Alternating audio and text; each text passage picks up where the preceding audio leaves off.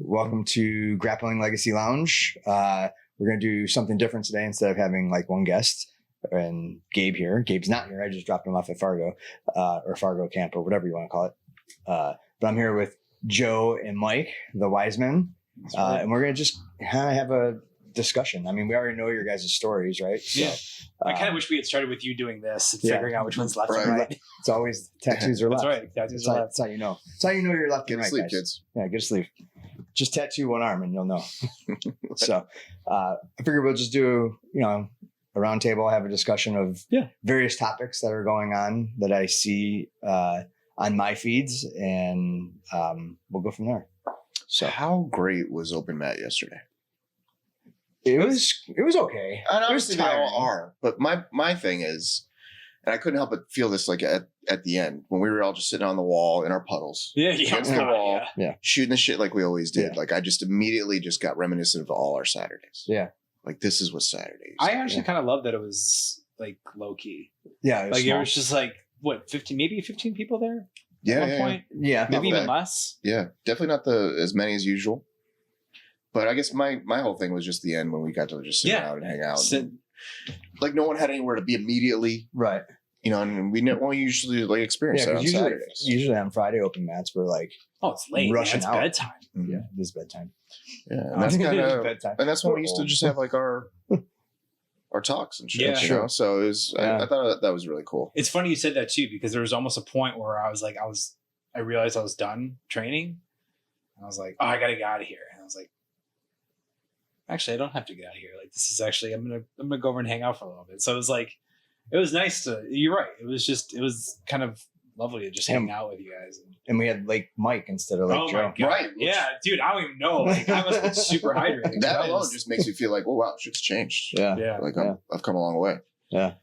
But yeah, and that you came over and sat next to us, and then you did. Like it reminded me of how it used to be, and I always value that. Watching Sean and Gabe beat the shit out of each other. Yeah. Watching all the Gabe kids beat the crap out of me. Yeah. More like it. That was interesting. Yeah. Well, we were trying to.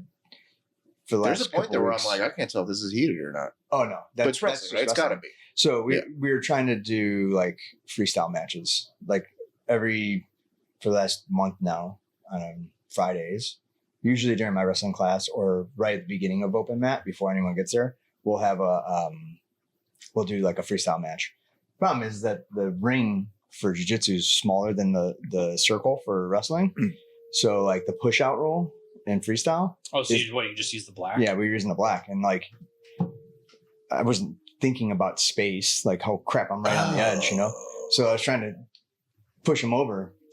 That's why that explains a lot, and that's why it looked heated because he was shoving you. Yeah, because we were shoving now each that other makes out. sense. Yeah. Okay, because it's 1 point. That's how Alex lost his first freestyle term. He got I think he got pushed out like 6 times. Oh yeah, and he's just like like he just forgetting. It's 1 foot. Yeah, So it wasn't like he was getting thrown out. He would just step out and they're like one. He's like you could be working on a setup to take the person down, and then you take one step back. Yeah, it's a point. I was just learning about sumo wrestling, and actually, it's very similar. And I didn't realize. Yeah, what's funny? A guy I work with, he just now got his blue belt in jiu-jitsu. Rob Martin. He goes to.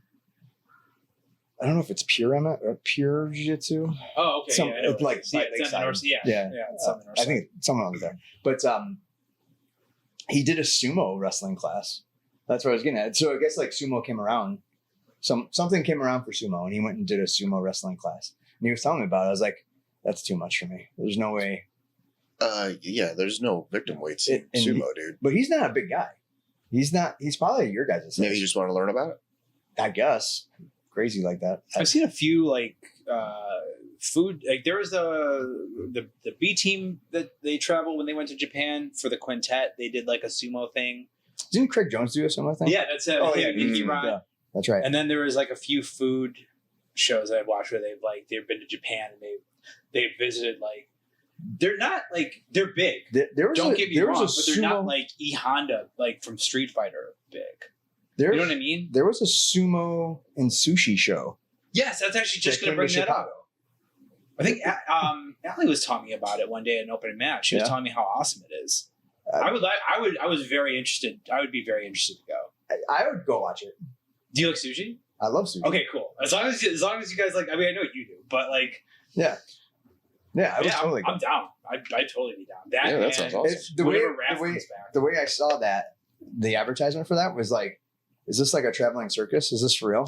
Yeah. You know, it seems a little gimmicky, but it would be. I mean, like, I don't know. It sounds cool. Yeah, RAF would be cool. RAF is cool. Yeah, we went. I know you went. Yeah, I was really, when you told me you went, I was really jealous. That was awesome. When they come back around, I would go. Yeah, Even, Alex wants to go. Honestly, I would. They have one in Milwaukee. I almost suggested to you like we should go, but I think we'll just be back from Fargo. Oh, okay. And Alex is probably just leaving. Yeah, so yeah. But that's got a good card. I might watch. I'm probably gonna watch that one. Yeah. So anyway, let's go on to some of these topics. I wrote some down. Mm-hmm. So one thing that was coming across my feed was an IBJJF tournament. It was a kids tournament. Yeah, I want you to describe, because I saw this too. I didn't see it, but I saw you wrote it. I wanted to. Yeah, so there's two instances. Okay. One was IBJJF and the other one I think was ADCC. The ADCC looked a lot worse. Oh, yeah. But the IBJJF, this kid is 8 years old and got put to sleep. How? I'm pretty sure with just a rear naked choke. Okay. I didn't know if it was a cross collar choke. No, I'm pretty sure it was a rear naked choke. Okay. So, which I thought was, especially from IBJJF, I thought it was kind of odd. The ADCC one, way worse. I'm sure you guys saw that. That one was everywhere. It was this girl, 8-year-old as well. This girl was getting triangled. I don't know if she was an 8-year-old, but definitely kids division. You know, she's getting triangled, put to sleep in the triangle while getting Kimura'd. And I'm pretty sure her arm broke too. Oh my God. But like the ref standing there, you know, that one was really crazy to me because like you can hear the crowd and like you could visibly see that she was unconscious for a while. Really? It wasn't like, that's not, no. Both that cases, is not okay. The breath fucked up, right? Yeah. I mean, absolutely. Like they should be right in their face watching. Yes. That's what I think. Expecting it. That's what I think. So that's why I kind of bring it up. Like, that should not happen. Like when you're reffing for a kid's, especially an 8-year-old, the girl, again, that was more extreme, probably a little bit older, but I would say probably 12, 13. Yeah, not too much older. It's still a kid. Yeah. But like, what's crazy to me about the girl one is that you don't hear the coaches. Usually the coach can tell, hey, she's out. And you're yelling, hey, she's out. And then the ref will wake up, oh, yeah. Or you don't hear the parents or anybody saying, like, nobody she's out. You know, not the person doing it. Yeah. Usually when you're choking someone, you can kind of feel their body go limp, you know? Yeah. So they start snoring sometimes. Right. Sometimes, yeah. Right. Yeah. So like both cases, very scary. So like to me, I'm always, for the most part, shitting on the refs in a way because like I feel like I feel like that's an L that's a loss that a ref could take. For sure. Like if they're just like, hey, I thought she was in danger. Like she maybe she was closing her eyes or something. Like and the ref is like, oh, she looks like she's going out. Mm-hmm. Face is maybe getting purple. At local tournaments, we see the refs stop at like bingo. A lot earlier. We don't mind. We know it's the kids. Like they're always they're right in there ready to catch the arm, whatever. Like so they're not doing it. Why are they not doing it at the major tournaments like that? Even in a closed guard, right? They go in a closed guard. The refs are under there holding their head. They're standing up in a closed guard. Yeah, clearly in their face, watching everything that's going on. So it's interesting because I've had there's great refs and then there's bad refs. I've seen some refs that are literally not even paying attention to a match. That's just pure negligence. Right. But then I've had refs like Brandon was getting choked out one time. Like I think his second match ever, he was getting rear naked choke, but he was defending it here, and he was fine. And the ref let it go until Brandon made a face. All he did was this, like he squinched his cheeks, and then he called it. And I was like, hey, I'm fine with that. I'm all for safety with the kids. Yes, it should never get to that far, even with an armbar. Like you get. I mean, I get jiu-jitsu submissions, right? But like a lot of these kids are so young. Even though they know how to tap, they don't realize that they're in danger. Well, and a lot of kids just aren't, let's face it, a lot of kids just aren't controlled. Right. Like, especially in maybe it's like, these kids who have like 150 wins on smooth comp or something, maybe. But your average, little Timmy isn't going to. No. know how to like, okay, slowly pull it back and just slowly. They crank it. They're ripping. Even like in our gym, we tell them not to crank it and not to really hip up. You don't need to do it. As soon as it goes straight, let go. But you see it. Some of these kids are so competitive in our gym that they get mad when you walk over and say, okay, that's good enough. But I didn't tap. I was like, that's fine. It's the gym. I've known grown men to do the same thing. Right. It's so ridiculous. But like, why not? It's okay to overcompensate the kids for another reason. Like, let's save them some damage. If they want to do this for a long time, let's not start it now. Mm-hmm. Right. So sure, get in there early. Why not? Yeah. Coming from three guys who barely lift their shoulders above their head. Exactly. Play of our own issues. Yeah, let's save them from that for as long as we can and let them keep doing this. I mean, again, I know you're seeing it with. I know I'm seeing with Alex. You're seeing with Gabe. Like you're already seeing wear and tear on their body. Oh yeah, and that's just from like literal wear and tear. Not just. And they're 16. Yeah. Right. And that's just because they've been grappling for such a long time, or doing some type of combat sport. And for such a long Gabe's been doing it for over a decade at this point. Yeah. Alex has been doing it for five years, I think. Yeah. Like. Yeah, it takes its toll. I mean, Gabe has been he's been all around. He's just wrestling and jiu-jitsu and freestyle. And but Alex has got gymnastics too. That's true. That's been at least he can be bendy. You want to be a little bit there. Yeah. So that's probably actually helping him. It's like his shoulders are pretty. But he does the rings too, though, right? He's an all round. Yeah. So which is all shoulder. Yeah. So. He said he was doing I think it was pommel horse at State. He said his shoulder, his I think his left arm, it went numb when he was trying to make a transition. Mm-hmm. I don't know if it was State, but it was one of those where he's just like every time I try to go, it's just like my arm just went completely numb. What do you think that's about? Huh? What do you think that's about? I mean, he messed up his shoulder right at the beginning of wrestling. It could have been worse. One of the kids who was unfortunately a senior broke his arm at Geneva. Oh yeah, and which is a notorious tournament for injury. And then he ended up only doing the last two gymnastics meets. Yeah, which was a real bummer for him as a senior. Which, so let's kind of flip the script a little bit here, right? So we were talking about bad refs in jiu-jitsu, and then you have your good and bad refs in wrestling too, right? And I do feel like wrestling is probably get more injuries out of wrestling than you do out of jiu-jitsu. And I think it's more lifts and drops, or they try to be safe, especially with the knees where the leg goes the wrong way or whatever, and they stop it. It was potentially hazardous. Yeah, potentially dangerous. Yeah. I see it a lot with the shoulders. That's the one that always worries me. Yeah, that one really scares me. So they'll be shooting a half and their shoulders will be their elbow will be way behind their head. And you're like, at what point do you think that's dangerous? Yeah, it's even more. I mean, I think it's even more terrifying with girls too. Yeah. So for the most part, they're more hyper flexible than boys are. So you have just their arms are just and their spines. They twist like you wouldn't believe. Yeah, it's crazy. It's wild. But going back to the refs, like in wrestling, you have to get a membership license thing to ref in wrestling. You don't need that for jiu-jitsu. No. IBJJF, you do take a They'll test. They'll just hey, who wants to compete for free today? Yeah. Right, exactly. And I think there should be two things. I like the idea of the licensing, right? I like the idea you got to take a class, understand the rules, all that stuff. I think that's great.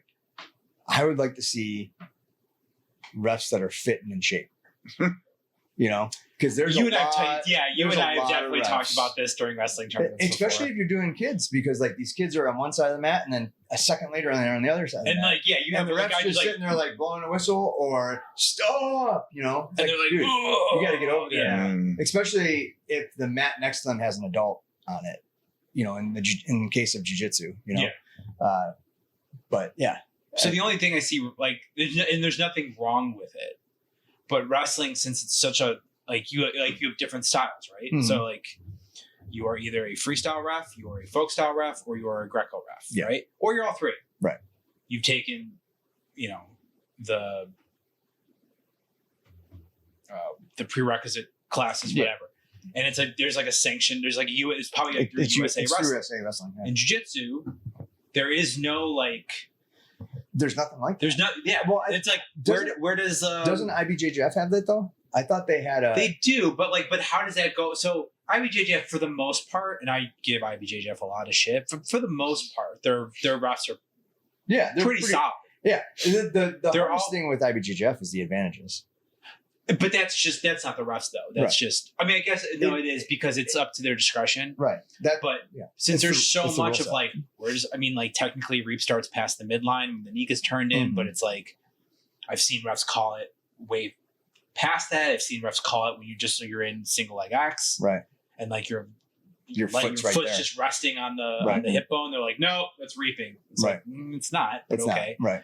Right? So there's no since there is between grappling industries, the one in Iowa, it's a subspectrum. Naga, they're all different. Grappling games, they're all different. So it's like, how are you going to? You have ADCC now. You have You have US grappling too, but you also have USA grappling. Yeah. But then you also have the UFC BJJ. Yeah. And all of them have different rule sets. Yeah. So like, how is anyone going to be? I mean, do you just get certified under specific? And then since they go city to city, are you like, do people travel? Do you just have like a pool in a city where you're like, okay, we're coming here? So some of them do travel, like Tap Cancer Out. I feel like Tap Cancer Out is they get local. It's an exception. They do get local, but if they can't find enough people locally, they'll bring them in. Who was it that I saw? I want to say it was Chewy. No, it wasn't Chewy because I ref for Chewy. Maybe it might be American Grappling Federation, AGF, which I think is now associated to USA Grappling. Cool. They do not bring, they do not use local refs. So if you're from Chicago and it's in Chicago, they don't use refs which from I Chicago. like that too, because then you don't have like, I mean,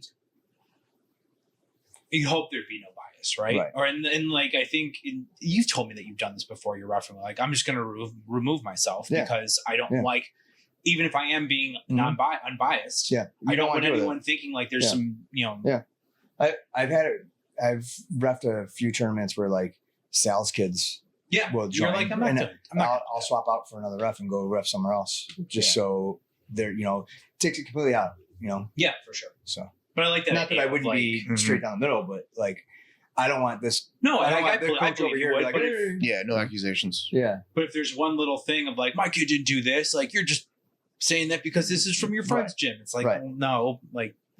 Right, exactly. Kid got armbar. Calm down. Yeah, he tapped. He tapped. I don't know what to tell you. But yeah, my point is, since there is no like, and I think that's the problem that goes around with any competition subject in jiu-jitsu of like, why isn't it more mainstream? Why isn't it? It's because there is no unifying like. Yeah, there's no unifying. It just like. Even in MMA, I think there's different rules depending on what organization you're with, right? And what level you are. Yeah. Like, are you amateur? If you're doing amateur, you can't do specific things. Yeah, you can't do knees and elbows, I think, right? I mean, Victor would probably be the better person to ask about that. But. I feel like that's a level thing. So I kind of understand that. Like, blue belts, they can't technically heel hook unless they're in the advanced division. But then, so that kind of falls under that. Yeah. But I would think like, what's the other one that UFC doesn't allow? I think if the hands down on the mat. You like knees? Yeah. You can't knee to the head or something like that. 3 points of contact on the mat. Something like that. Yeah. But then one's like, we don't care. Right. Like, I don't give a shit. Yeah, I don't know that you can punt people in UFC, but I think you used to be able to in Japan. Pride. Pride. They were like football kicks. Right. So DDTs, like real DDTs, like. Yeah. Did that happen? I think didn't it happen to Nogueira? I feel like that happened to Nogueira. If you're going to guillotine somebody, why not just plant them as well? Plant them. Yeah. If you're going to do that, you better have a snake in a bag that comes out. That would rule. I mean, I wouldn't put it past. I wouldn't put it past a Japanese promotion to do that. Like some like Komodo dragon or something comes out. Well, the original UFC, weren't they talking about putting alligators around the outside of the cage or something? But that's actually a good segue to one of your other points about do belts right matter at all? Well, and so that's what kind of makes me think about it too, right? Because if you look at, I get it, the gi belts layer levels, right? But like if you look at no gi, right, you have a lot of them aren't doing white belt, blue belt, purple belt, brown belt, black belt. They're doing beginner, intermediate, advanced, and advanced can be purple, brown, or black. So pretty much half of the, more than half of the. Yeah. And a lot of it's not even like, they don't even look at it purple, brown, black. They look at it as how many years of experience do you have? You know? So like, do belts matter? Because I have a couple on this one too, because like promotions kind of go into that too. Do they or should they? Both. Because I think we can agree that they don't, but for different reasons, right? Yeah, it's probably different. It's not because some badass blue belt tough wrestler can come in and submit a black belt. That's not why belts don't matter. Right. Belts don't matter because we give them to people that don't deserve them. That's my part of it. That's the other half of this, right? And it should represent, what does a belt represent? Yeah. Knowledge. Right. Right? And actually knowing jiu-jitsu. So you could train, what if you train only no-gi and you're considered a black belt? Do you know all of jiu-jitsu? No. Show me a clock choke. There are no gi clock chokes. Well, no. Well, there's baseball bats. I don't know about clocks, but you can do a clock choke. Well, that's like saying, show me a loop choke. Well, I can do a guillotine. Right. That's fair. Can you show me a loop choke? Though? Sure. Right. So do you know all of jiu-jitsu? Right. So that's why belts don't matter. Right. Okay. If you're giving that person a black belt. That's my opinion. Okay. And that's why it should. Almost to the point where like we should start testing. So that's the other thing, right? So there's three things here, right? I feel like, let me ask this. What does it mean for you to be a black belt? Everything, so much. Yeah. Just because it's like, I don't know if I'll ever earn anything as important or that put so much time and sweat and blood and life into, dedicated myself to, obsessed over. And there's nothing else in the world that I feel confident enough that I know so well. And I'm reminded of this like almost every day when I get to teach. Yeah. And when people that, dude, I get to teach you guys. But do you think that? Do you think to me is huge? But I will. So to play devil's advocate, and I agree with everything that you're saying. But from what you're saying, it is a very personal point of view. Well, yeah. Right? So the other person's not going to feel the same way. Of course. I think it's all it's. And that's the thing. It's subjective, right? Well, that was a personal question, right? No, it was right? Well, and that's what I think. I was trying to think about these things on the way over here too, and every time I came to this wall of like, okay, well, what does this matter? It's like this is a very gray personal matter. Yeah. Because and this goes along with all your other questions. Do belts matter? Do you need to compete to become black belt? Do you like some of those other ones where it's like, I mean, I feel like you saying yes, and I'm not saying no at all, but me saying no, if I can give a good reason, they're just as valid. But and that's one of the. If you told me you have to compete at black belt and do well to get one, I would be like, okay, that's fair. Do well. Like that's hard too. So I would say this too, though, right? So we go back to the refs. I feel like going off of what you said about why a black belt matters, right? I think a ref should be a black belt in order to ref, period. But they're so rare that it'd be tough, right? Are they so rare? Not there's three of them right here. That are willing to do it. There's the other part of. But so there's supposed to be rare. There's a lot of the to that question about belts don't matter, right? Because like along with that, and I just said that there's 3 black belts here. We have several in our gym, and this is a knock towards our gym. Now that I just said that, or anybody, but do you guys feel like it's getting watered down because there's not technically a requirement?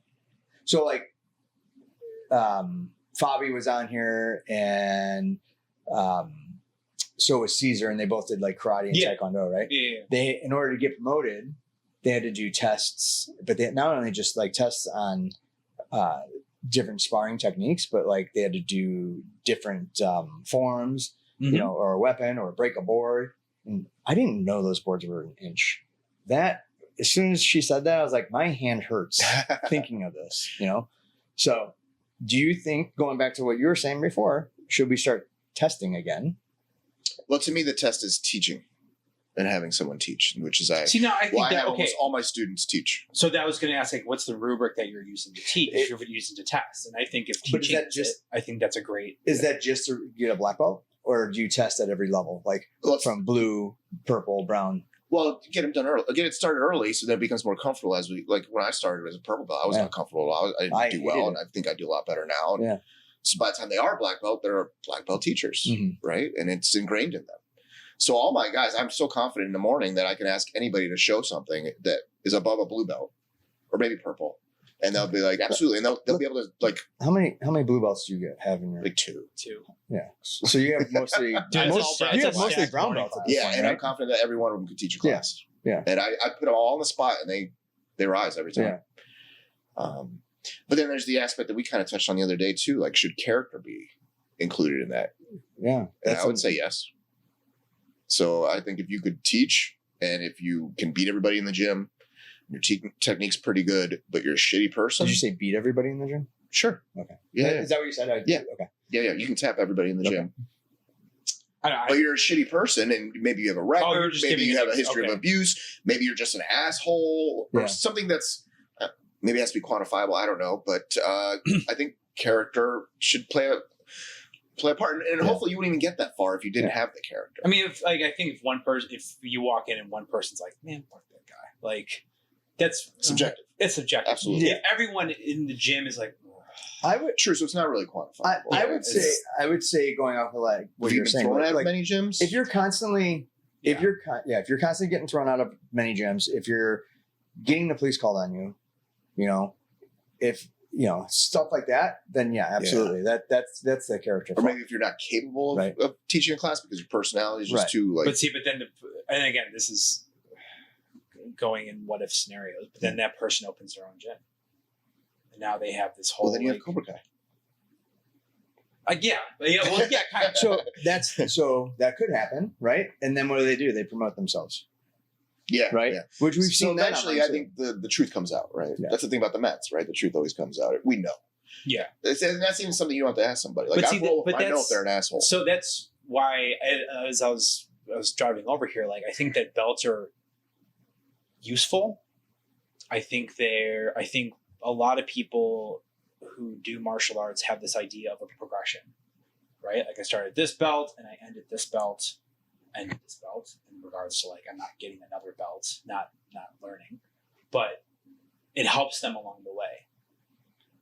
But like you said, like there's so many different variables to it. Like if you promote like let's say so here's a scenario that I'd be interested to know your opinion on. Like, let's say you have a guy who starts in his mid 50s, right? 50, or like, let's say Dale. Mm-hmm. Dale's awesome. Like Dale's tough, right? But like, he can't, like, I mean, maybe he can. I've never seen it, but like him beating like Mikey Lyons or like Caesar or anyone, someone like that. But he just sticks with it and he grinds, which he does. He's amazing. I honestly don't know how old he is, but like, let's say in his like mid to late 60s, he gets his black belt. Like, is he a black? Like, does he? So I'm going to say yes, and for the reasons that belts to me matter. Because of the character. If he can explain every technique and teach it to somebody, and it's spot on and legit and works for every body type, absolutely. Okay. He doesn't have to beat a soul. See, I like perfect example, John Donner. Right? I mean, there's just been a whole thing about. I don't know if you saw it or not. No. There was a Chrome Gracie was going. Oh yeah, I just heard something. So enlighten. What is that all about? Because I saw a quick blurb of it this morning. So it's like something between him and Gordon. He was calling out that since John Danaher isn't a real, or like anyone, he was shitting on him in some way. Yeah, he was like, "Hey, you've never competed. You can't." He's like just a weirdo or something. Like, and so of course Gordon was like, "Oh yeah, the guy that produced like the best MMA champions, multiple blah champions, blah, GSP." Blah. Yeah. No, I did. I sent. I think I don't know if I said this to you. I know I said this, but there is a picture of Danaher in the gym with bare feet and bugged the shit out of me. Not a jiu-jitsu gym, like a LA Fitness, just walking around, rash guard, warm-ups, bare feet. I'm like, my guy, what do you do? Well, in regular gyms, isn't that common? Isn't that like a good way to lift? People wear socks. I wear socks. I've not seen people wear socks. Barefoot? But Do you think that was Photoshop? It was supposed to be a John in the Wild kind of thing. Like, it was from Even he could have done it like making fun, That's right? true. Yeah, it could have been a thing. I don't know, but it was anyway. It was funny. But I liked it. And when you used to say test, I was like, Nobody wants to take tests, and we don't perform well in tests. and I don't. Yeah. Well, Like, so test when could I be was a anything. blue belt, Well, how many of we know you get put on the spot and you go blank? yeah, sure. Right. That happens a lot. well, when I especially was a you're blue belt, we were having like Jacare, like the owner, like the founder of Alliance, Fabio Gurgel, Bruno Malfacini, like all these guys were coming up for a seminar to Schaumburg. And I remember we were told, like, hey, if you want to do a belt test with Jacare for your next test, you can do it. And a couple of people did it. A couple of people didn't get it. A couple of people did. But like, my thought was like, I don't know this guy. Like, yeah, he's awesome. Yeah. Like he's his pedigree of jiu-jitsu is incredible. So if you pass the test, do you have your belt under him? Yes. So that's the reason, right? So you can just say that. What the fuck does that guy know about me? Right. Like I would It's the much name. rather I totally someone. agree. Yeah. It's a name. It's a name. So like we used to get ours from Carlson Gracie Jr. Right. Right. Yeah. So but that's the thing that Joe Which was sounds saying, like, great, but we get them from Larry, and that means that more would to us. mean way more Right. to me than, Right. And nobody else outside of the, our There's circle really knows who that is, but to us, it's a huge deal. Yeah. Right. So I agree. Yeah. I agree. But But like you were people are saying, in like for the the mat- credentials. Yeah. But like the mat, it's cliche, but the mats don't lie, right? But that, I think that is the test, right? Like, I know people do tests for belts where they're like, okay, show me 4 passes and name them, walk me through it, show me a sweep or this and that. I think for a real test is like, let's roll. Let's roll. I'm going to put you in some bad situations and see how you handle it. That to me would be a test. That's not bad. But then how do you grade? Are they being smooth? Are they being aggressive? Like, are they panicking? I agree. Are they And all how does But I that would- test also? Because it's a test, right? And some people are like, okay, Or do you tell them? I tell myself like A through B through C through D. But if you're in a competition, your brain doesn't work that way. It's my brain. Doesn't No, work that no, way. of course not. Like I'm just like, You're an autopilot. oh yeah, I want to But- pass. yeah. Yeah. So that's the other part of it. I think competition does matter for belt promotion. I think if you're competing all the time and you're winning all your divisions and you are more than likely not being tested through this, so let's bump you up. And Because so- that's your test. You are being tested, but just Right. not But like- traditionally. right. Yeah. like you're not. I agree. Like, and I think it should. I think people. I think who was it? Like, I think Jay said this. Jay Valco said this at one point. It's like, he goes, I don't force my students to compete. However, I do tell them I think it's a good idea. I feel like if you are taking a martial art and you Mhm. need to understand that you need to use this in a high, intense scenario where it's like you can't think and you just need to do, because I think it is very beneficial. I think like benefit you as a martial artist. Because that being said, I understand that people come into these things with like certain goals, or like, I just want to do this for being in shape. Just want to do this for, hang out with my friends, whatever. And that's fine. He goes, but I do encourage it. I don't force it. I think it's a good idea. Well, I think those goals should be taken into account too for promotion. And if you just want to come and hang out with your friends, awesome. Yeah. But don't expect a belt unless you legit Sure. deserve it. And in those cases, belts don't matter. Yeah. Unless, if you give it to them. Right. But what I'm saying is, like, if you're just there to be social and you're not there to like test yourself or for self-defense or compete or whatever else, then who cares? Stick with your white belt, Yeah, exactly. and you're Exactly. fine. Who cares? And I think most people have that attitude, that want that, Yeah. right? Right. But going back to what you said about competition, I think the experience absolutely is important. But can you agree that there are people that compete well that don't necessarily know jiu-jitsu that well? Or To a certain level. jiu-jitsu well and don't compete well. I would say, Yes, but I would say, if we're going to say if you compete well and you do well, you deserve to be ranked or promoted. Not the case, I because would you might say- just compete well. the only reason I say that you deserve to be Maybe promoted you're just aggressive. is to, like, at some point, that's going to catch up. Right. So, like, I agree with that. if you have a really aggressive white belt against another white belt, chances are the more aggressive person's going to win. Yeah. Right. And at some point, that's going to catch up. Like in purple belt, you're going to run into somebody with real technique. Absolutely. Yeah. So that's what I mean. Like, bump them up, and then wham, now that door shuts. Right? Have him compete against Joey's competition squad. Yeah. I mean, he just posted something today, like listing all the competitors, female and male. And I was just looking at that, like, Jesus Christ, Yeah, like they're stacked. murderer's row of people. They're stacked. Yeah. So yeah, have him go against. He tests actually. Now that I think Yeah, about it. he does do belt tests. So, yeah, but have him go against Kyle, Ian, Greg, like even Joe. But it's like all those guys are. But they're, I mean, Joey and Kyle, different level. Different level. You know, I wouldn't throw like a competition blue belt their way because you're setting them up. Oh, see, I would just because. I mean, if they're cocky, sure. Yeah, but I would also do it because it's like you have this idea of like, oh, this because like those would be the people who I would put the most against those people because like one, they're like probably two of the nicest people on the planet Earth, sure. And I've never even watched them when the person is aggressive. I have never watched them have an ounce of malice, right, in their demeanor. Yes. And that would be like, that's like, oh, you want to compete and you want to compete at a high level and you want to be a great person and you want to be able to, these are two people who you need to like model yourself. Right. So that's why I would say like, go over here and roll with these two people. Like they will show you what you could be. If you are like, and again, like there's people go through different phases, like an aggressive blue belt. Like there's like, I'm going to go and kick everyone's ass. Like, cool. Great, but you're going to run into guys like this, right? Or throw them against Ian, or throw them against like any of those other guys, and they're going to destroy you. Eye openers were like, not that I don't think I was ever really a cocky, arrogant guy at like blue belt. I definitely wanted to compete and challenge myself, and an eye opener was my first subspectrum. Like, I didn't know anybody's name from competing who was like pro, quote unquote pro or whatever. And so after I got back and Larry's like, we were all just placing bets to make sure that, we figured if you got out unhurt, then that was a win for you. I'm like, thanks for telling me that now. Yeah. Well, odds have never are so rarely in your favor anyway. But talking about the competitive thing.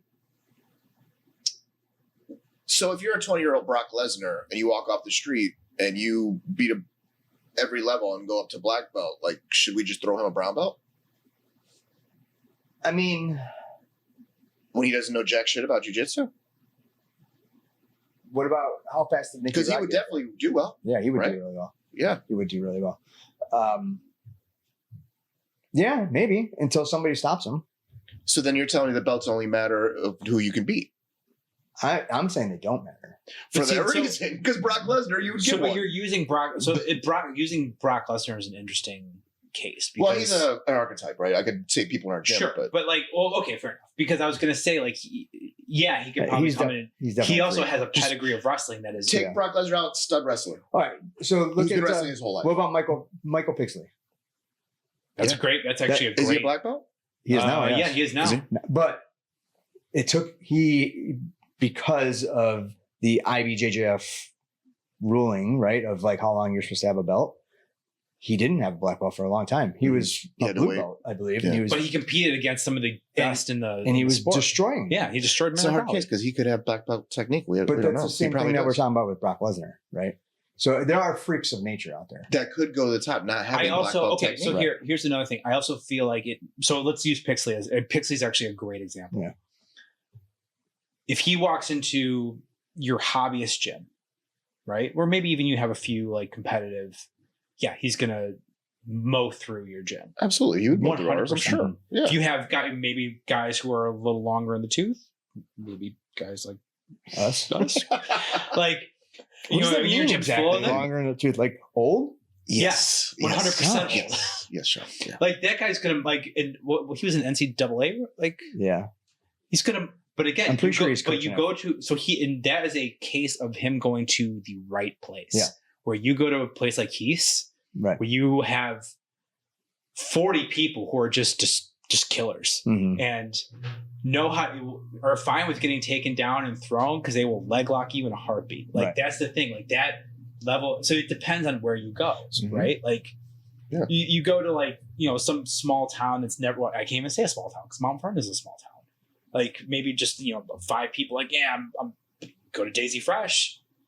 You're gonna get. I think that probably gonna gives get him some humbled. legitimacy. I would guess that his technique was spot on and he deserves it. Yeah. So, But like, but that But means again, he it's walked more in than there, competition. but if you switched watch that docuseries, he walked in there like very cocky and confident. well, And from then that you had background, guys doesn't like everybody I think like, Wiltsey might have still been there. I don't know. Couch was there. Little Jacob was there. Like all those guys, Alejandro, George, like all those guys were just like, cool, watch this. And they like, I'm not going to say they humbled, but they were like, he's like, oh, okay, I need to learn this shit now. Yeah. And now he's become like, and again, like that's something where so you you're saying walk if they're in the right room, they just shouldn't do that well. Yes. Even Brock Lesnar Find a harder Frank room. Mir's going to fucking knee bar. I've told right, Alex. exactly. That's a Yeah. good case too, right? Yeah. I mean, I'm sure you told Gabe something very similar. Where I've told Alex this since he was 5. I'm like, if you're the smartest person in the room, get a better room. Yeah, for If sure. you're the That's toughest guy in the room, get a better room. Yeah, absolutely. Like I say don't- that all the that's time. the thing. I think we're talking in generalities. Like Yeah. jiu-jitsu is a global gym, right? Like where you walk into one gym, you walk into every gym. Mhm. There are find a better room. Yeah, you're right. If your goal is to win world championships and you're the best in the room, no one's pushing you. Yeah. So Go find another room. to go to California, go to Yeah. Texas, go to Florida, go to New York, like Yeah. go to Unity, go to What's in Florida? Bruno American Top Team? Malfacini's. Okay. There's Top Team. There's Fight Sports. I'm not going to say. Right. I'm not going to talk to the characters. Fight Sports, but those guys do have some murderers in there. Like, Okay. All right. and That's you fair. might piss a little hot just from osmosis from the mats, maybe allegedly. Just from being sweat on. But you are going to go against killers. Yeah. Achilles Rocha, I think, trains there. His Jasmine trains there.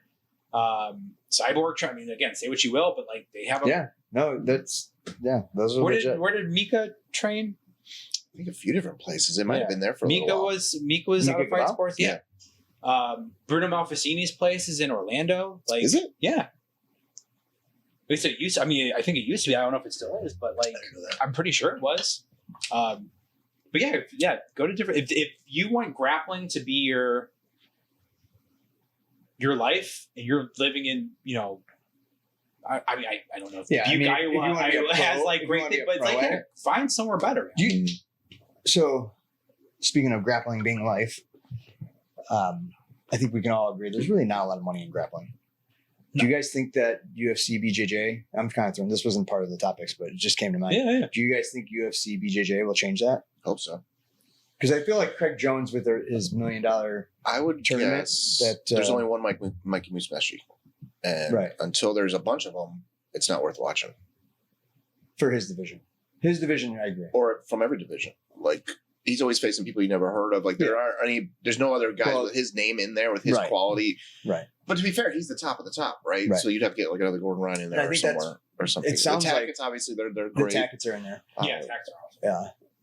Yeah. Those two I actually like. Those are like some of my like people who I look up to. Like I would Definitely like to see. entertaining. I would like they're- to see the Tackets go against the Rocholos. they did Did they? Plenty of times. in probably. the Oh, they first, did. That's the, right. the million dollar Yeah, match. that's right. That's the right. Rotolo one. That's right. I don't know which one it was, but right. It's the one with the. yeah. So, yeah. I guess as more stars get into it, hopefully. So, But I also Well, think like mainstream maybe data, right? That's the question. so there. I think that. My understanding is the reason why they're doing the well, that's what I was UFC going to ask is opens, because are these free because the feeder opens are supposed to yeah. be feeder systems in. So So Yeah. you'll find these like and they're looking at Diamonds. guys like And maybe it will make stars that we've Yeah. never even heard Right. of, kind of like the UFC does. Is Yeah. that maybe? it could. Yeah. I mean, we could see Joey on there at some point. I could very well see Joey Deal in UFC I mean that'd be awesome. because he did USA grappling. Yeah. And he went over to actually I think didn't they all just speaking of Bunch of them just- their team they just made like the Yeah. world team or something, right? Yeah. So I think Colton might have. Yeah, I Colton think did too. I mean Yeah. I think Kyle's on it. yeah, Yeah. Kyle's on it. So But yeah, no, I think Oh, I know what my answer is. Not until they change that belt. That alone, like, is killing it. I see You're really that, pondering and that, who's, aren't you? wearing it, and I'm like, yeah, Yeah, that felt. I know who that is, and I'm not interested. that belt is pretty ugly. I mean, The UFC belt? I like the idea of the black belt being on it. You know how they have the actual the UFC belt. Okay. The Is actual it black shaped belt. like an A or something? It's like I don't know. weird. it's I've shaped ever really. seen this. It's Yeah, really. look it up. It's really ugly. It's very ugly. I think Jeff Kearns' belts are phenomenal. Those are pretty rad. Like, They're not like ostentatious, but No. they're cool. and it looks like it's gator skin or something Yeah. on it, or snake skin maybe. Yeah, it looks almost like an old school like boxing belt. Yeah. Yeah. like an '80s like They need boxing promotion. They need to belt. bring Rocky's belt back. That's what I'm thinking. Yes. So, UFC's belts now. where were we in this? Yeah, well, just find a picture of Mikey holding it too, because I'm like, sure that's him probably gonna be wearing one it, of the first kinda ones. makes Him it wearing look it. Yeah, worse. actually, Yeah. Mikey was the first Yeah. one of the Yeah. first pictures that came up. But It's probably the Oh worst God, ones these have are. it. Yeah, I do agree with you that these look horrible. there's only one Mikey and he has no competition. But And even he's not going to get the average meathead to watch. So yeah, and No, because no one wants to and you no got one wants to see him do the mock crane kick to try to get taken or down. butt scoot No or one wants to see whatever. him butt scoot. Like, Or dude, I don't even want to see him cut a promo when he talks. I'm like, ugh. I mean, that's the thing. Like, he if you started had his own an podcast, too. army of we talked about that. Like he's kind of whiny. who are just chaotic, will Dude. wrestle and they'll scrap Yes, on as the long ground. as it's entertaining like that. Nick, yes. Oh, Nicky Rod's in it too now. Yeah, Nicky Rod. Nicky Okay, he's so fine. if there's more people like that, I could see it. So 'Cause Nicky it Rod's has to be on it. relatable. Like, Yeah. for it to be successful, the average person has to be interested. Right. So it Agree. has to be the Agree. meathead, right? So Right. So I mean, they do have a lot more divisions than just Mikey's, so that's good. I like the idea, the concept of the bowl. I like the rounds. Obviously, that's cool. I think the rounds are a really yeah, cool man, it's concept. got a lot going for it for Yeah. sure. I don't think they're doing that with the Open though. I think the Open's probably No, I just a think it's 5-minute just match, right? I think it's just a thing. Yeah. So,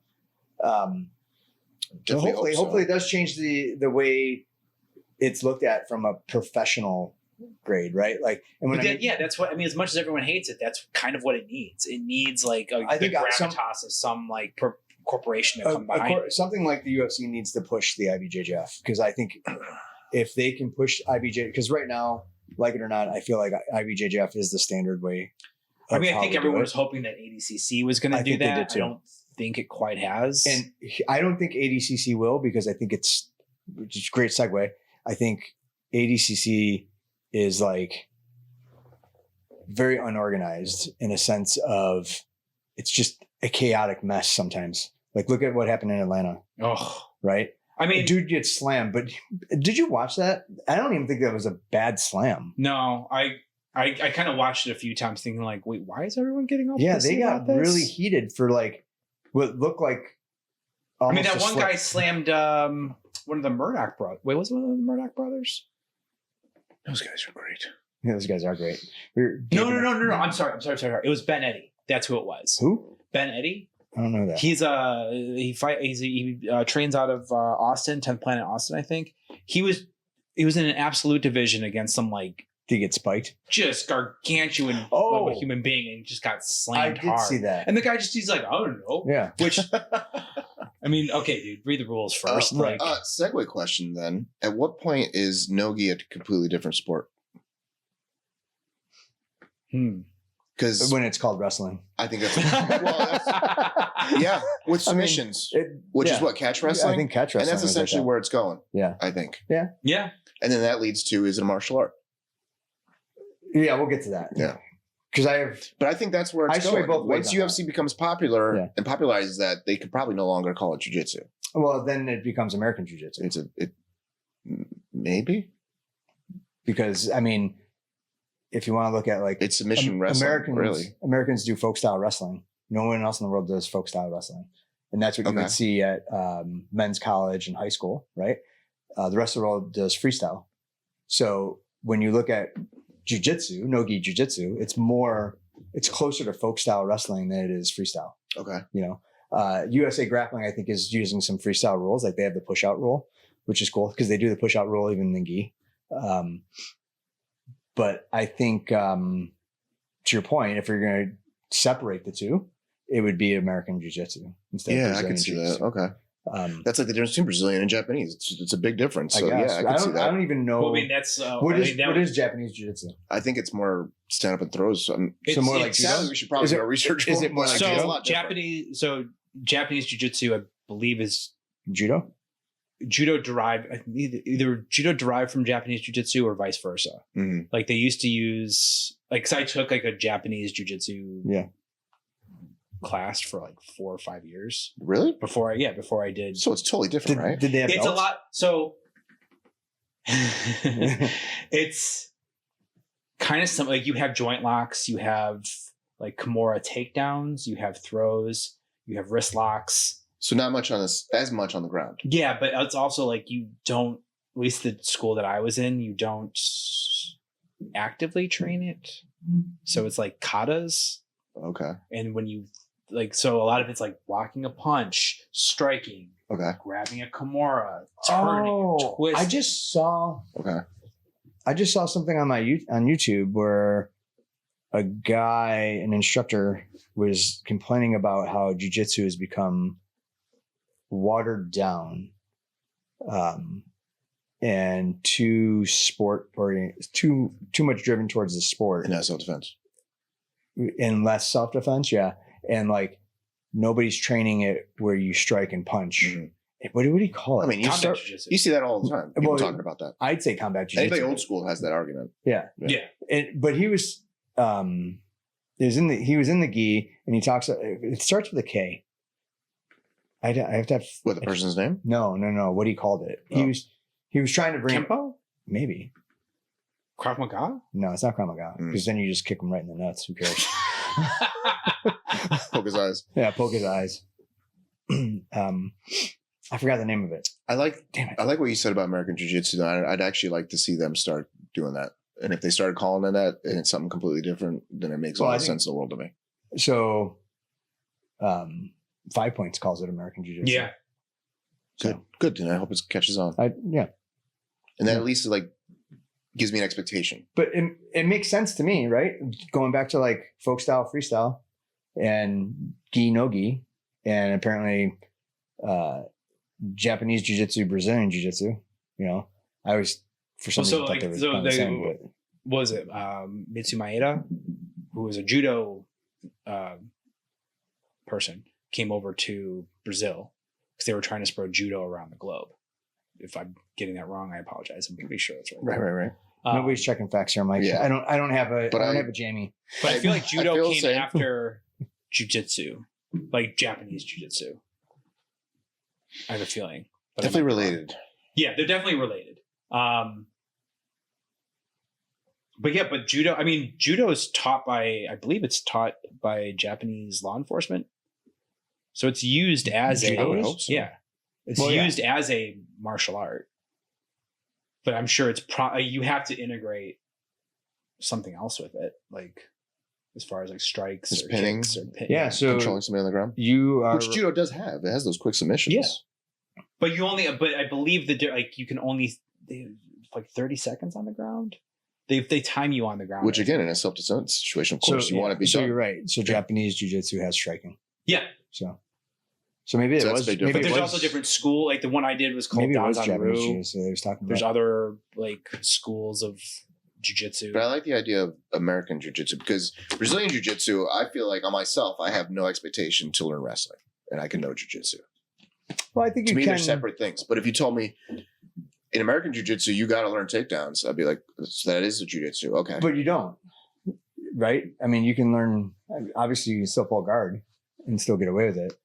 So yeah, but now But this did you day tell and me age, that like, we're- can you do well without knowing how to wrestle? Not probably not. sure, you can. You can win an ADC's match without ever taking someone down. Look at Mikey. He gets.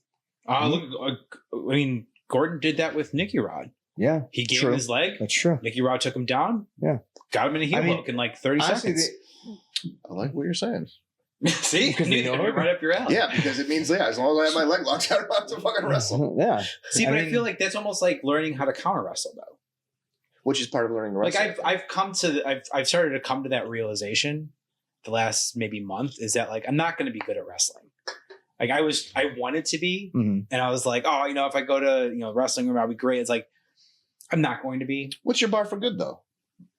I don't To know. be like I don't legit know. wrestlers? I don't know. To be a Because for to be a you, black for belt. me, you are. Joe, it's to be a black belt in wrestling. Yeah, I mean that's the thing. Like Yeah. you probably aren't. You're a little. Yeah, but like I'm not gonna. Yeah, I'm like generally probably wrestling. I'm not gonna hang with Alex. Like I'm just not. Yeah, he's got youth and athleticism. Yeah. Well, you'll break before he does. You know what you need to do? You need to like take his blood and inject it in yourself. Oh my god! I mean, I've been doing that like when he goes to sleep in like 3 hours. Sneak in. And, He's like, weak. You got his stomach. It's like, Dad, why am I feel so tired? Don't worry like, I don't know, buddy. I feel great. I'm feeling great. Let's fight. No, Right. no, it's just like setting expectations. It's also like I can only do so much during a day, Right. And like I was talking to someone about my schedule the other day, and I was telling him, I'm like, I really need to cut like 1 or 2 things out because I'm getting to the point where I'm never going to be home if I just keep. And there's like another 50 things I want to do down the line. You know, like I would love to start boxing, kickboxing again. Like, what am I going to do? I think I would love to start training, like doing firearm training. Honestly, I would love to do that. What am I kind going to do of that? what led to me starting a new page. Yeah. It was, we have so many great things that we love to do. Work gets in the way. Yeah, So like, how can you work towards something where you get rid of what work? you love to do is your work? Right. Right. Yeah. And so that's why I started. See, so I've always been against that though. So because you think it'll make because you then don't it love becomes it? work. So I will say this. I hope not. I would agree with him Maybe. because I used to be huge into cars. When I was in high school, Yeah, I think we've had. I was all about cars. My friends and I on the weekends, we like would literally tear apart their cars, rebuild the motors, all that, right? And I became a mechanic, and I hate cars. Yeah. I don't want to work on them anymore. Well, you guys are making a good point. So Yeah. I mean, like, take what you I love. shouldn't say I hate cars. I still love cars, but like you I don't can want love to. cars. I don't want to work on them all the time. Yeah, Yeah. like So you'd have to find a way where you still get to do it at your leisure on the cars you really want to. Yeah. What Yeah. I would do is make it your part-time job. or see, I always said like, don't do something you love. Do something you don't mind doing to make the things you love Right. doable for hobbies. But like, if you want to do kickboxing, you want to do all these things, get into fitness, be an instructor. Like, Yeah. I mean, will it pay the bills like your job does now? Maybe not. So that's the issue. Yeah, that's the thing. It's Yeah. like and that again at this point when you have 2 teenagers who are going to college both will be in college in the next 4 years. Yeah. You know, planning for retirement, talking about it's like finding time to be with your spouse. Like, and that's the thing. It's like how much. It's not that I can't do it. It's just like how much should I be doing it to still maintain a healthy. Yeah. And that's the thing. I remember talking about like not aggressive blue belt, but like over anxious blue belt. When I started jiu-jitsu, I was all in on jiu-jitsu. Like I loved it so much. It brought me so much happiness, and it still does. You're like, I'm absolutely going to have school one day. No, I don't think I ever did that. But I would just maybe I don't know maybe, but I love this so much, and I just want to do it all the time. And like I definitely neglected some things when I was, and then as I got older and older, I was just like, oh, things are way more important than this. Not that I don't love it as much, but it's these things that like I need to make sure they're okay before I do this. Absolutely. It was like when I was going to Valco's. I was working downtown. That was like the first like slap in the face. Not slap in the face. That sounds bad, but like reality check that I got. Where I was going to Valco's because I was working downtown. Some days I was like maybe 1 or 2 twice a week. I was training like 3 times a day. Definitely go in the morning. Definitely going at noon. Almost every day. And were you going during lunches too? yes, Yeah. I just made sure like all my work was done. If all my work was done, I'd just go to, I'd go to practice. And I think I stayed like once, maybe twice a week, sometimes at night. So I was doing like 3 times a day. And like my justification was like, well, I'm not doing it on weekends. So like I can, or maybe I'll find an open mat on Sunday out here. And that's why I was going to Carlson's actually. But this was when Alex was like 4.5 years old and going into kindergarten the next year. And Callie's like, hey, I can't do this. Like, I can't take him. Like, he's going to, like, I leave for work at 6:15. I can't take him to my parents anymore because he's going to school around here. Like, you need to get a job out here. Mm-hmm. Like, you need to work out here now. And it sucked. Like, I'm not going to, like, the first time she told me it was like a slap in the face. And I'm like, oh, you're taking away something I love. Like, reality check. Yeah, it was a reality check. And then I was like, no, I'm taking away her sanity. I'm taking away things. I'm being selfish. Right. So it's because of that. Now I'm just like, I want to do this, I want to do this, I want to do that. Hey, man. So you remind yourself of that conversation? So you're like, okay, let me make sure I'm not being selfish. Exactly. Yeah. every time I'm just like, am I being selfish? Am I doing too much? So every time I go and I do something now, I always have to like, are you okay? Does this need to be done? What needs to be done? Do the kids need to be taken anywhere? That's beautiful. Is Lily hanging out with her friends? Is her hanging out there because Alex can drive now? So is Lily hanging with her friends going to cause you any kind of like haywire? Yeah. And especially during the school year, where she's either like she's gone all day and she comes home from work and she's exhausted. Like, I'm not going to have her drive kids around. No. And that's actually what. In fact, like. And that's what led me to be. How can you enjoy something so much knowing that it causes someone your spouse's life harder? You can't. Exactly. And so as I've gotten older, that's one of the things that it's really like, and it's just like, it's just wishful thinking. It's like, oh, I'd love to do this. I'd love to do that. I'd love to do this, but I'm good. Yeah. Like, all right. So if I get to that point, if I can get to that point, or I can find maybe a Saturday to do something every now and then, great. Or I can find something to do with Kelly or narrow it down to just those three things you can really go balls deep into and just focus on those things. Yeah. Right? But like one of the things that one of the things that her and I talked about is like we don't have a firearm in the house and we really want one. Mm-hmm. That's something that we can maybe do together. We can go target practice. We can take tactical classes. We can do concealed carry classes. Oh, dude, I always want to do all those things. Yeah. I didn't concealed carry and all that, but yeah. But I want to like do it regularly. Right. But now like, and especially since the kids are getting older and more independent, her and I could be like, okay, well, maybe we can find things that we can do together now instead of like you do your. We take separate vacations. Just be like, hey, go with your best friend. Go to North Carolina with your best friend. Have a great time. I'm gonna go to New York and train with Sherman. Mm-hmm. Okay, great. And for a while it was great, and then we're like, no, we really want to spend time together, so let's stop that. Right. And it was just having that open dialogue between. So I think it basically, really you're saying we do love each other. We want to spend time together. Yeah. So now it's just and now the kids are growing up. It's like, what's that look like for us? It's weird. What does that open up? It's so, I don't know how you might be going through this too, but like the idea of I like still have little ones, so you got a while before it's like, just you and Rachel. You also have the idea of like Gabe's going to be gone in a few years. He's gone now. We don't exactly. So like Alex is starting to transition to that point where he's an adult. Mm-hmm. He's going with his girlfriend. Mm-hmm. He's hanging out with his buddies. He's driving. Like, and it kind of sucks. Like, there's a part of me that's like, man, I really wish. But it's part of it's awesome because it's like I can, if Kelly and I want to go out and do something, I almost forget sometimes that we can go out and do things. Like it was our anniversary last week. Yeah, and we're like, oh, we can't. Yeah, we can't. It's a Tuesday night. We're gonna go out. Like we went out the Tuesday before in Geneva. Like we're like, well, let's just go out for some tapas or something. Like there's some appetizers and drinks. Like this will be. Yeah, so you gotta get used to that idea. Like, it's weird, but it's so. I have to think about it now. It's the first time Rachel and I left the kids home alone and went out, I was like, it's jarring. This is different. This is great. Yeah. We're gonna do this more often. Yeah. We do. Whenever we need to get out, we get out. So good. Yeah. That's why he's a black belt, though. What do you mean? He's not selfish. Oh, absolutely. I totally agree. Yeah. I totally agree. All that should be part of it. Yeah. Black belt in life, not just on the mat. Yeah. I totally agree. And that's why I surround myself with you guys. I'm transitioning topics, sort of. What is one lie about jiu-jitsu? Little guy could beat a big guy. Yeah. That's exactly what I was thinking. That's the first thing. I saw that right before I left. I'm like, little guy could beat a big guy. I don't know about a lie. Asterisk, maybe. You just have to be this much better. I think technique catches up to it, right? So, like... You just have to be 10 times better. Right. You know how they say, like, consistency is key? If you consistently suck, it's not key. Like, if you're not growing, like, learning the moves, like, the details of all the moves, then...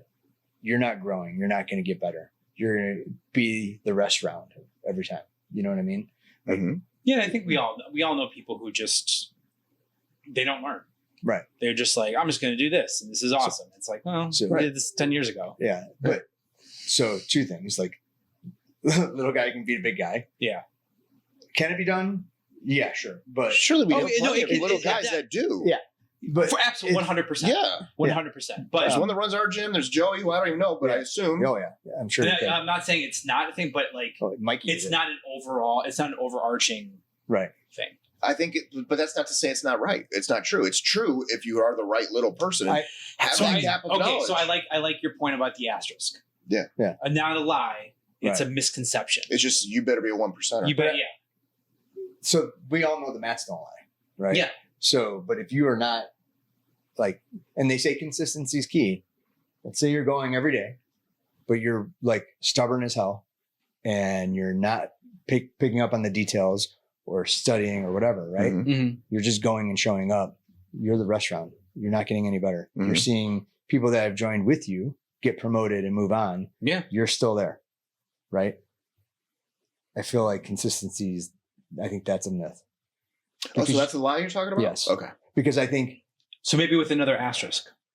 I think you could train. Well, I would argue that person's not putting in what the other people are putting in, though. But you're consistently going. Yeah, but are they studying like everybody else? Are they going to seminars like everybody else? Are they doing stuff in the basement? Like they're consistent not the same way. Let's say you join a gym. Whatever your goal is, right? Your goal is to be good, right? No one ever says, I want to go to this gym and suck. Or like, let's say your goal is like, I want to be a black belt. Yeah, you want to be a black belt. You're going 5 times a week, right? And then Joe joins with you, right? He's going twice a week, but he goes maybe Tuesdays and Thursdays, and Joe is doing 100 times better, right? Like he's grasping all the concepts and that you can see it in his rounds, and he's beating you up because you're there 5 days a week, but you're not changing the way that you roll. So I feel like that also. You're not doing anything extra. You're not studying film or anything like that. So that's the issue, right? You might be showing up, but you're not doing anything else. Right. So maybe you're not even paying attention when you do. But I feel like that goes back to what we were talking about earlier too, with like the guy who comes in, right? Like let's say the wrestler, and all he's doing is wrestling, right? Mm-hmm. So let's say like use you two for example. Like you're a wrestler, you're not. You come in, you're just like, I'm just gonna like just wrestle everyone on the ground and hold them down, and that's all I do. Mm-hmm. You are just like, I don't know how to wrestle. I need to learn how to do this. So it's like not even not learning. It's just doing the same thing over and over again. Or like doing what you're good at. Right. Like, or let's say like Joe and I join completely neutral, never done anything. Mm-hmm. I find an arm bar. Maybe I hit it a couple of times in competition. I'm hitting it like a lot at white belt. And I'm just like, man, all I'm going to do is arm bar. I hit it on Joe. I'm hitting on Joe a few times. All of a sudden, Joe's getting out of these arm bars. Yes. And then he's countering, he's passing, and he's leg locking me, and he's taking my back, and I'm just still trying arm bars here. Mm-hmm. It's like that. One hit wonder. Yeah. You can't be a one hit wonder. So you are being consistent, but in a detrimental way. Right. Yeah. But that's exactly what I'm talking about. So that was a great way to put it. Because that's what I'm talking about. Like maybe you're good at that one thing, and it gets you good until maybe blue belt. Yeah. You know? And then all of a sudden it doesn't work for you, but you're going to keep trying that anyway, because you're going to hit it on somebody again, you know, but you never do. Yeah. Meanwhile, Joe's over here. He's got a purple belt. He's hitting everything on you. Yeah. He's hitting with arm bars. Yeah. He's going from arm bar to triangle to omoplata. And you're like, what the hell what are these words you're using? Right. Like, right. So that's why I think consistency is a lie. I love it. Yeah. I love it. So that's a good point. I mean, I think there are a lot of, to kind of go on the other side of that, like, I think it's important. Like, I think the only reason I teach now is because the best thing I had going for me was consistency. Yeah. But obviously that wasn't it. Right. You're doing more. Like, it's got to be more than that. So this is where, now I'm going to contradict myself, because like you're consistently, not only are you teaching, but you're consistently studying. So you're going that extra mile, and you're watching tape, and you're studying your students and correcting their details, right? Hey, you're not getting this detail, blah, blah, blah, right? Or what have you. But you're being consistent in those different areas, right? So you are gaining that knowledge. That's where I feel like it does kind of contradict the other part. So consistent in multiple ways. Maybe not the way that it's portrayed. Yeah. Right. Well, that's why just show up. Yeah. I like Joe's things with an asterisk. Like, they're true. They can be true. They can be true. And I think, and I think it produces a lot of great things too on the other side of that. Like there's a lot of cringy cliches that everyone. There's a ton of cringy. And you're like, why are you saying that? But at the same time, they're cliches because they're true for a lot of people. Right. Yeah. You know, like, I mean, even the saying like the mat, you know, the mat doesn't lie. It's like, yeah, I know, but it's true. It's true. Like they're cliches for a reason. You can't fake it. Yeah. Unless it's WWE, then sure. Then it's just awesome. It's but like, yeah. But yeah, so it's like as cringy as it can be, and I think that's one of the other problems that, and I think I had this. I think a lot of people do. I'm going to include myself in that group of people. Like when you start, you love it so much, it becomes your whole personality. Dude. And like I have that thing of like when I learn something, it becomes my personality. Yeah. And then I realize like, ooh, this is getting. But I would argue that's how you get great at it. When it's everything to you. Yes, but you're also like, that's true. You're But right. other things But will at the suffer. same time, like you're bringing it up in every conversation. Like you're not letting people. You're not letting people forget that you do jiu-jitsu. Right. Like, Right. your yeah. identity. So I went It's to the your grocery identity. store. Did you It's know your I do identity. It jiu-jitsu? should be your identity. Right. Or like, Obsession's oh, yeah, one thing. I went Do to you think it should jiu-jitsu be your again this identity? morning. No. Ah. I agree. Not at all. It should not be your identity. No. Like, No, because what happens if we can't do it tomorrow? right. We're fucked. Yeah. Right. No. Right. You have to have other things in life that matter. Agree. I guess the biggest lie is probably the ego thing, right? Losing your ego. You go at the door. That's a good one. Yes. I don't know that that's a lie per se. Very rare people, even myself, I think there's moments where I feel an ego and I shouldn't. Or pride gets us in trouble. Yeah. Hubris. Oh yeah. I think I think you and I have both been with each other. Yeah, Could be, absolutely. We're like, oh, that just happened. That just Oh, my knee just popped a little bit. Yeah. Oh, sorry, buddy. Guess what? I don't think the ego thing is a lie. I think you should leave it at the door. We should It's definitely a goal. I think it's easier said than done. Yeah. You know. But how many of us, I like to think that I'm pretty least egocentric, but every higher belt, you tap them, they're coming back. They're coming after you. And what is that if not ego? Yeah. Right? Like they want that back. Yeah. They want it back. Yeah. Myself included. Sure. Regardless of whether or not they're just chill with it or they're crazy with it. Yeah. Like, yeah. I mean, times where I'll say that. I definitely do that too. So I'm what's happening, I'll be like, all right, I'm going to actively try not to attack this person, show them that I'm not all about just getting them. but they're going to get got. But I'm going to get them. Yeah. They're gonna get. I'm not going to be aggressive about it. Like but- when you and I, like, you get me, I get you.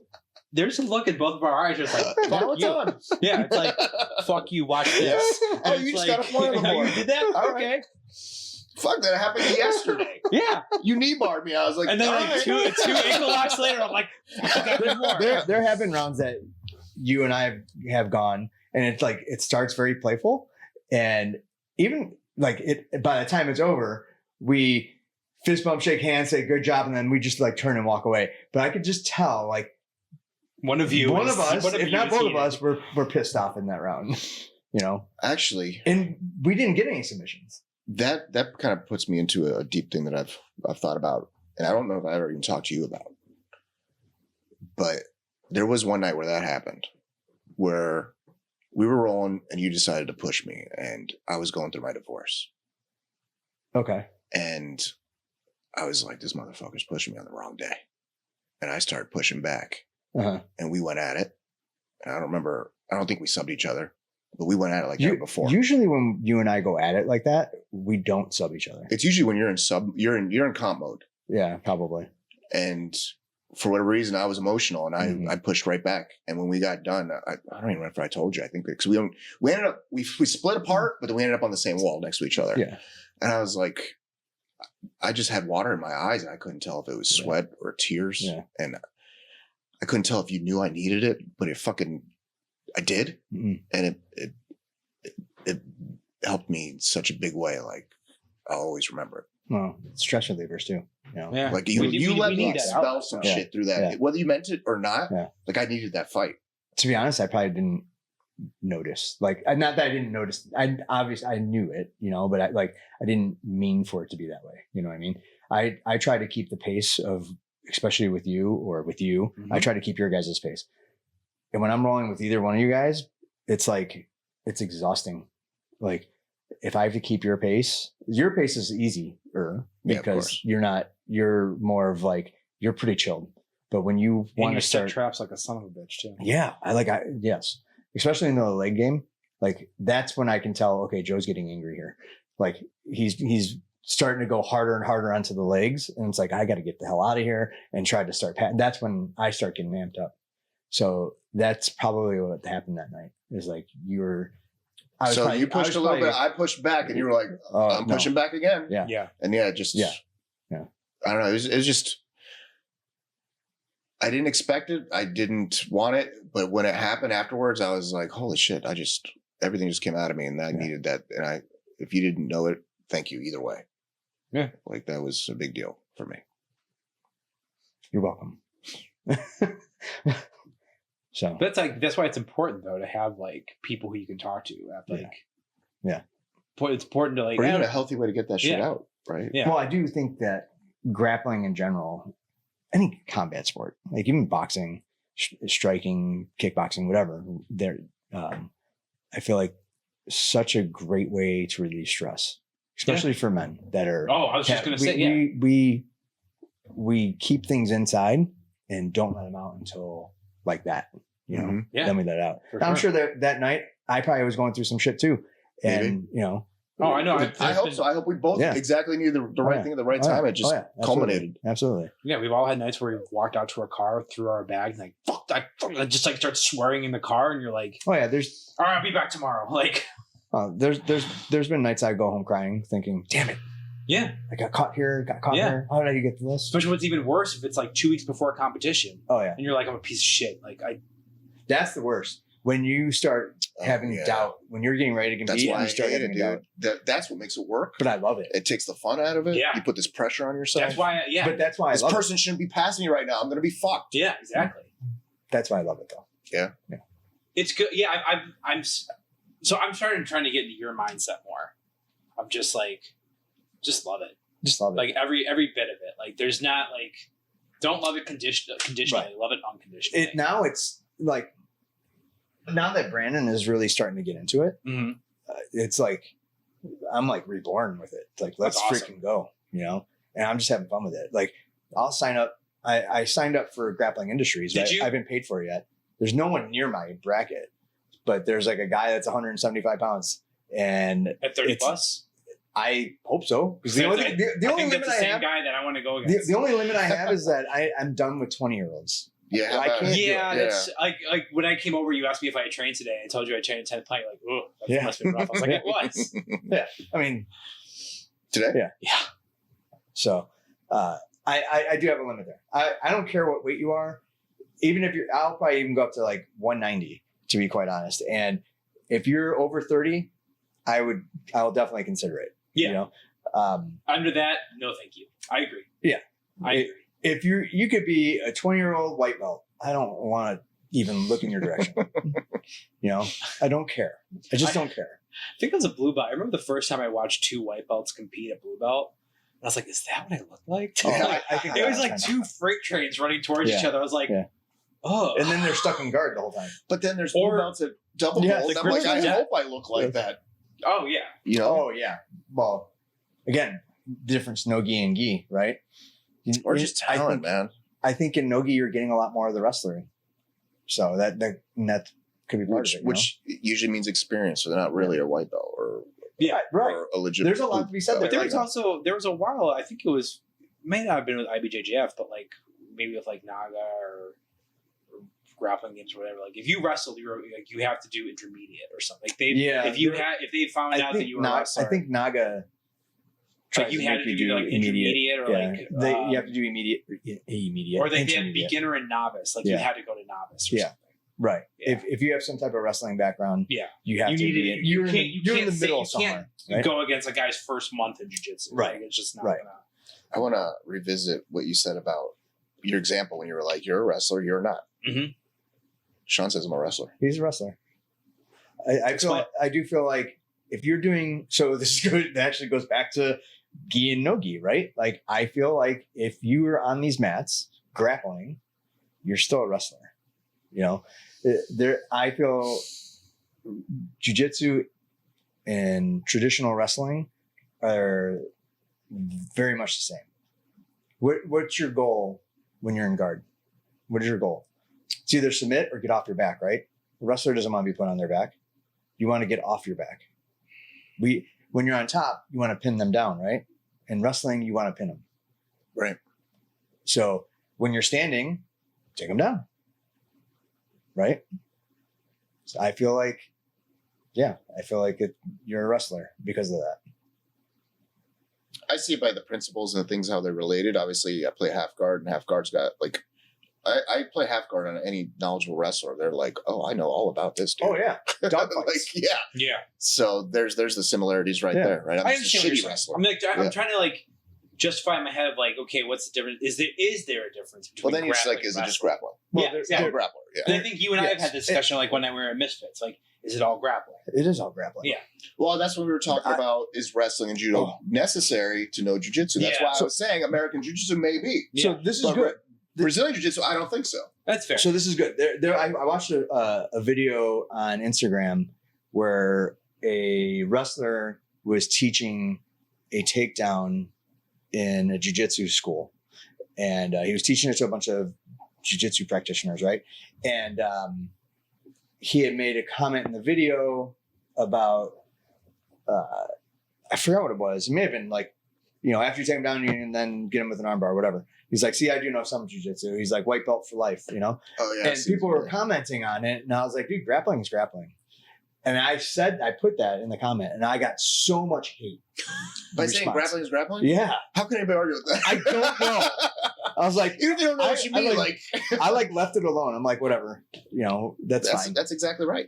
Yeah, it's all grappling. It's all grappling. It's all grappling. So that's why I say, so if you have like those are the grappling people who have experience, made- you're not a white belt. Who have made Right. something their whole personality. They need it. That's another thing. It's like you become intractable at that point. Like Yeah. you're making it your whole personality, and you're like, anyone says anything prior to the contrary, you're like, no, right. this is my life. You are insulting my life. It's Right. like it was saying with like politics, religion, jiu-jitsu, like grab. Like it's That's why I try to identify it by just one thing. You have to be open-minded and realistic, and not just married to one concept. Right. yeah, and That's especially why like MMA is such a nice thing because it makes, people forget MMA is mixed martial arts. Yeah. It's not Stand 'em a up, martial bro. art. It's a mix of all of them. Yeah. Yeah, take what's useful, discard what's not.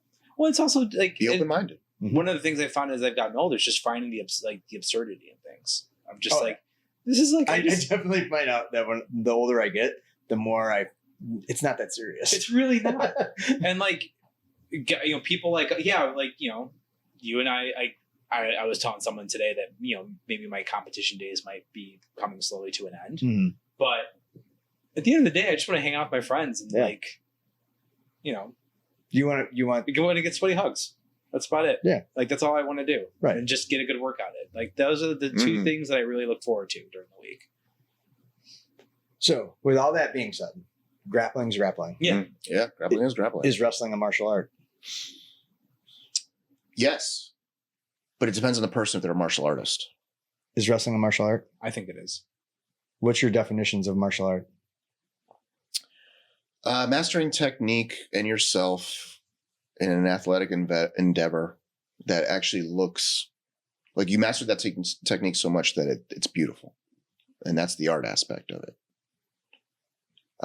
But also I think a lot of it has to do with your philosophies and your character. So if your goal is just to be the best person in the room and defeat everybody, are you a martial artist? I don't think so. If that's the only driving force you have, unless you study and learn the ins and outs of everything for that reason and fall in love with it and display a good example of it. But so that's you're not a but that's martial not artist. saying that's saying a wrestler can be a martial artist. Ken. Yes. Yes. But I think but the question is wrestling a martial art? With that said, yes. Well, it's hard to say, right? Because I think basketball could be an art, but is it a martial art? No. I would But say there's combat involved. That's what makes it a martial art. So I think it is. I think it is. As a child I in think the it is. 80s growing up who Child of loved the 80s. American Ninja and Jean-Claude Van Damme movies, a set of techniques that could be used to defend yourself and disable someone is considered a martial art. Yeah. I That's feel fair. like wrestling falls into that category. Agreed. So It's definitely one of the mixed martial according arts. to AI, all the AIs. All 'cause the AIs. I Googled all AIs. So just so we're clear. Good. I said, hey, Google, put this in all AIs. Okay. And it did. It did it because it Googles it. Martial art, by definition, is a system of combat practices and traditions trained for self-defense, military application, and physical fitness, and mental or spiritual development. Okay. And then it goes on about talking about it being Latin rooted and things of that nature, that, you know, Roman gods of war, blah, blah, blah. So the only reason it wouldn't be a martial art if you don't have that mental and spiritual development throughout. But it's like, how could you not? I think it does. I think it can though. Of course it can. I'm Yeah. saying, could it not? Oh, I mean, Probably not. No. You can't stay with it that long and not have those experiences. I mean, you could be some guy that just wants to beat people up, but sooner or later, and that's the guy I'd say is not a martial artist, no. but could be a wrestler. Yeah, he's just a raging douche. But if you go through that spiritual and mental Why growth is as he well, got to be a wrestler though? Like, I mean, because we're talking about his wrestling. We're martial art. talking about That's yeah. I was saying, That's because he could be a karate We're guy. not talking about bicyclists. He could be a karate guy and be a douche, right? Yes. Yeah. So, Like, yeah, there's countless Right. movies. So that's in the why I say it's not, Countless it's movies not in the the activity, it's the person. Is wrestling a martial art? Yes. Is every wrestler a martial artist? Probably not. right. And okay. So I think by definition, wrestling is a martial art. Yes. I think jiu-jitsu is a martial art, obviously. I used to actually think that if it had a belt system, it was a martial art, but Well, Yeah. wrestling kills that. so See, but that's also and that so was my that goes argument back to another topic though, like why wrestling doesn't have no, any doesn't. kind of I mean, unless you're talking about like junior feeder I systems mean, you into have grade school, you have middle Yeah. school, you have but like you have different levels. right, but you know, a high school wrestler. There's levels to it. Like a high school wrestler going against a D1 wrestler is just going to get going against an Olympic wrestler. A D1 wrestler going against an Olympic. I mean, there's levels to it. There's Have you ever heard technique. of Bo Bassett? Oh, I know exactly who Bo Bassett. Okay, again, outliers to everything, but I mean, I like the idea that you just do the thing. I think, but in that case, That You was my become point. That was my point. exceptional- No, I just like that Yeah. you do the thing. so you Yeah. become as high level, the equivalent of a black belt in wrestling, for only as long as your body can do it. But then once your body can't do it anymore, You Good. have nothing That's else. a good- no, you are no black belt. You have nothing. Yeah. You're only as good as your last match. But then All of a sudden, you're not a good wrestler anymore I disagree because then you can. So because you don't. Have a, are wrestling coaches not good wrestlers anymore? well, I think anybody that continues to teach is, but you have nothing to show for it. Like you can't say I'm a black belt. You're just like, or I was a former champion or an Yeah. NCAA champion, maybe. Yeah. So you have your championships Yeah. for your credentials. Yeah, I basically. guess. You build They're just- you build your resume that way, right? Yeah. But if you don't have those credentials, are you not? You don't matter. I disagree. I don't know. Well, I again, I guess that goes back to what is your goal, and do you need to matter? You know, yeah. like, I mean, honestly, if I never competed, if I never competed, I probably wouldn't do jiu-jitsu. But that's just me. But if I never competed and I went and did jiu-jitsu every other day or whatever, If you never competed, you wouldn't care about self-defense.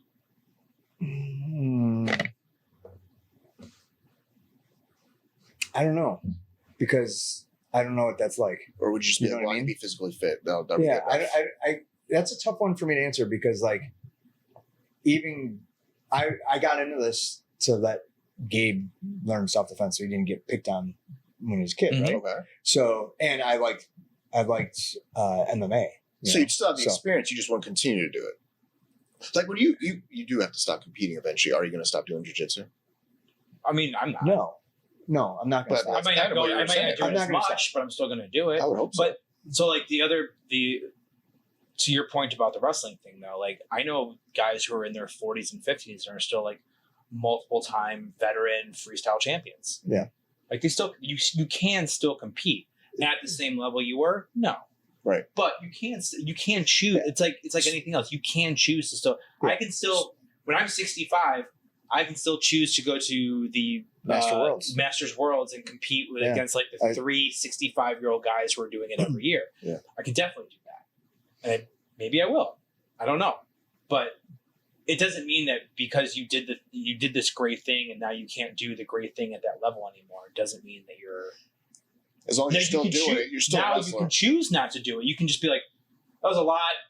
I don't want to do this anymore. I do. Maybe I transition to something more of a hobby thing, like jiu-jitsu or judo or sambo or whatever.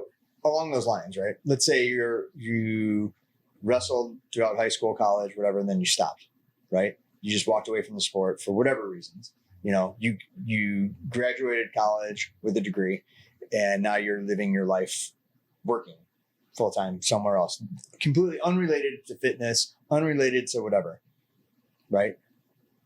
My eyes, you're still a wrestler, right? Yeah. Once a wrestler, always a wrestler. Okay. Like you're a black belt. Once a black in belt, jiu-jitsu. Once you're a black belt, I'm not taking Unless that away knowledge from goes away, yeah. you. We're not taking But that does it away from even like the knowledge doesn't go away? Now maybe the ability to use it efficiently as you once did Right. might go away. Absolutely. So It's And that- same thing with wrestling. If you go away for a year and a half, you come back, I can guarantee you those first 3 months are going to suck. But I mean, that's one of the reasons. Like, I never really want to take time off because I never wanted that. Like, It's like that losing your horrible, powers, like, your gains. Yeah. I had a coach in high school that a wrestling coach, obviously. There was no way he was wrestling. He was a big guy, and he sat on the wall and barked orders. But he could explain it at such a high level in such detail that everybody got it, and we had a really great wrestling team. Huh. So there's a lot to be said there. So Yeah, just because yeah, you can't physically do it doesn't mean you can't teach it. Yes. Yeah, You're still in it. you're still in it. Yeah. Yeah. Well, so that kind of goes back to like, if I'm not competing, should I even bother? For me, I think that's a very personal. Again, yeah, it's a very. I think personal it's a per person thing, right? Yeah, of course. What drives you? Brock Lesnar would probably be a good example of that, right? So when he was done with the UFC and went to WWE, he was out of that stage, right? So I don't think he was still training like mixed martial arts.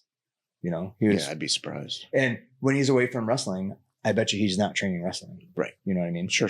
So he's not. Well, he doesn't- is a freak too. He doesn't need to. but he doesn't want to be in the spotlight either. probably you know? hunting. Like, Yeah, hunting. Yeah, for sure. Right. animals that and no one even know existed. Just like you have a lot of things you want to do, I'm sure he does Yeah, as well. he's like, oh man, this is time. Like, this Right. has provided me Well, a life. Now I can go hunt. I Yeah, can that's go- true too, because he's got kids that are. Yeah, his doing daughter's sports. his daughter's a wrestler, isn't she? She does shot put, Or I maybe think. that's what it was. But he's got. I saw he's the got singlet boys. He's maybe. got boys too. I think. Oh, his does boys he? are doing Can you that. say you won't be done with jiu-jitsu until your kids are? I personally, myself, Yeah. I don't think I'll ever be done with jiu-jitsu. Okay. I don't think I'll ever be done with wrestling. Okay, so it's not tied to competing. No, I don't think it is. Like, but I also don't. But you wouldn't have done it if you couldn't compete. I don't know that I would have. Well, Yeah. I would have. I did It's a start. means to an end. So I did start jiu-jitsu without knowing that I can compete in jiu-jitsu. Actually, and you've talked about this on the podcast, you starting jiu-jitsu wasn't even expected, right? You were boxing. I was boxing. Yeah. You had no intention. It wasn't until I saw it and I was like, why am I getting punched? Yeah.